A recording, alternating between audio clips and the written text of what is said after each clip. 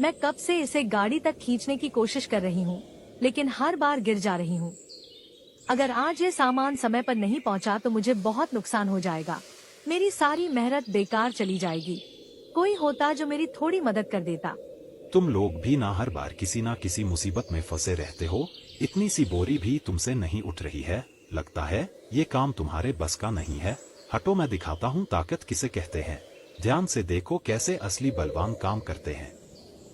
हाथी भाई, अगर आप मेरी इस बोरी को गाड़ी पर चढ़ा दे तो मेरी बहुत मदद हो जाएगी। मैं अकेले ये काम नहीं कर पा रही हूँ। सुबह से कोशिश कर रही हूँ लेकिन अब थक चुकी हूँ। मेरे लिए ये सामान समय पर पहुँचाना बहुत जरूरी है। कृपया मेरी मदद कर दीजिए। हाथी अपनी सूंड से बोरी को उठाकर आसानी से गाड़ी पर रख देता है। लो, हो गया तुम्हारा काम, लेकिन सच कहूँ तो ये मजदूरी तुम्हारे बस की बात नहीं है।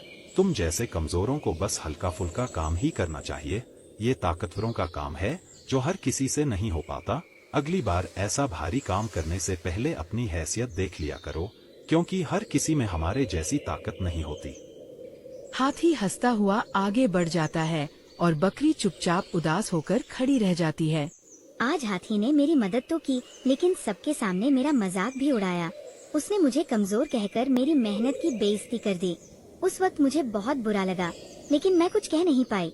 अगर मदद के साथ अपमान ही मिले तो ऐसी मदद का क्या फायदा। मुझे अब उसकी मदद की कोई जरूरत नहीं है। मेरे साथ भी बिल्कुल ऐसा ही हुआ था। उसने मेरी लकड़ियां तो गाड़ी पर रख दी, लेकिन उसके बाद सबके सामने मुझे निकम्मा कह दिया। ऐसा लगा जैसे मैं कोई काम के लायक ही नहीं हूँ।